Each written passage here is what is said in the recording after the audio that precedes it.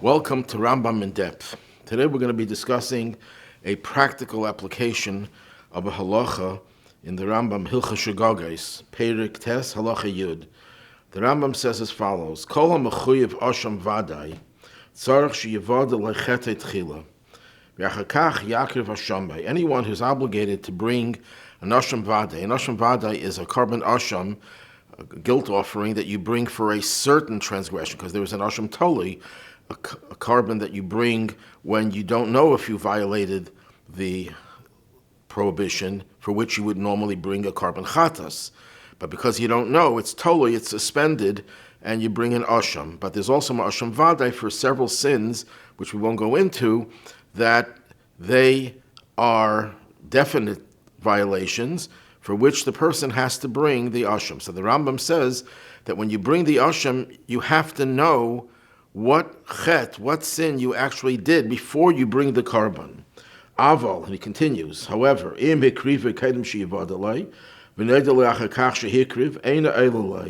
but if he brought the carbon asham before he knew what sin he had transgressed, and after he brings the asham he discovers what it was, it does not help.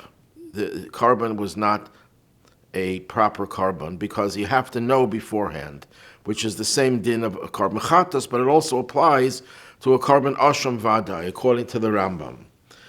And this halacha is relevant even today.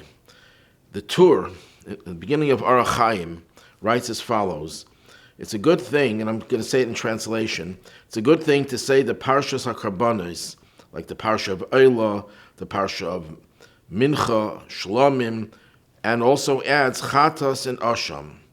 Then he says, when you finish saying the parsha of these karbanos, you should add a prayer. Yiratzim l'fanecha, may it be your will, sheyeheze chashav v'mekubal l'fanecha, ki l'krafti eila bizmana, that this that I just recited should be as if I had just brought this burnt offering in its proper time. And the same thing would apply whether it's a mincha, and a shlomim, and a asham. But however, the Torah adds, after the parsha of chatas, you should not add this yehiratzen, because you can't say, it doesn't come in a dava, you can't just contribute a chatas. If you didn't do a sin for which you bring a chatas, then you can't say, well, I'll bring it as an adava, I'll bring it as a contribution. You could bring an oil as a contribution, a shlomim as a contribution, but not a carbon chatas. And the Bach, that's how the Bach explains it, because it doesn't apply, the idea of a nedava does not apply to a chatas. But the Bach adds, in the name of the Marshal, that you could actually say yehiratzen even for a chatas. When you say it with a t'nai, you make a stipulation that if I'm chayav a chatas, if I have to bring a chatas, may it be your will that it should be accepted to you, as if I had actually brought the carbon chatas by virtue of my reading this parsha. But if I did not violate a law for which there's a chatas, this should not be considered a offering at all. It should be just like reading words of the Torah, which is always a good thing and always a mitzvah.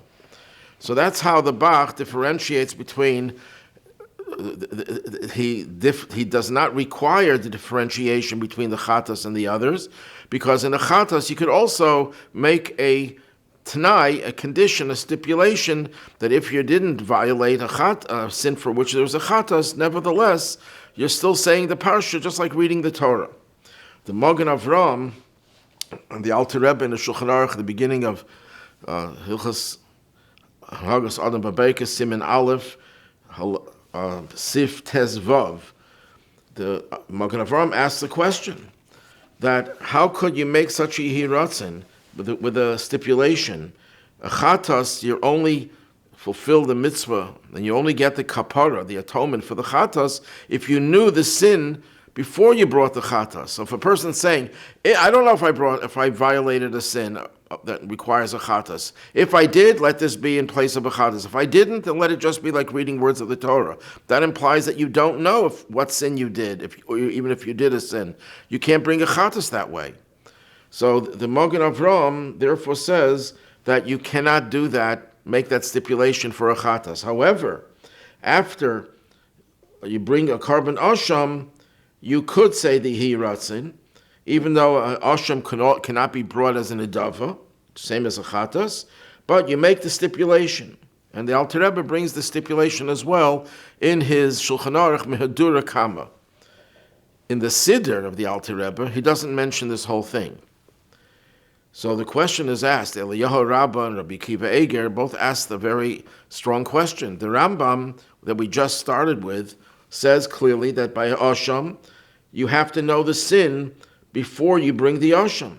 That if you brought the Asham before you knew what sin you did, and later on you discovered it, it does not fulfill your obligation.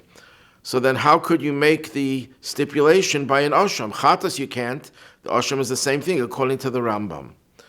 So the Pri Megadim, as well as the Machzis HaShekel on the Mogen Avram and the Dogel Mervava, they all answer the same thing, a very simple answer. The Rambam Shita is not universal. Tosfos disagrees with the Rambam that an Asham, you have to have the knowledge of what Avera you did beforehand, and we're talking about the Tur. And according to the Tur, he could be following the Shita of Tosfos, that indeed there's a difference between a Chatas and an Asham. And a Chatas, you have to know ahead of time what sin you committed, whereas an Asham, you don't have to know ahead of time.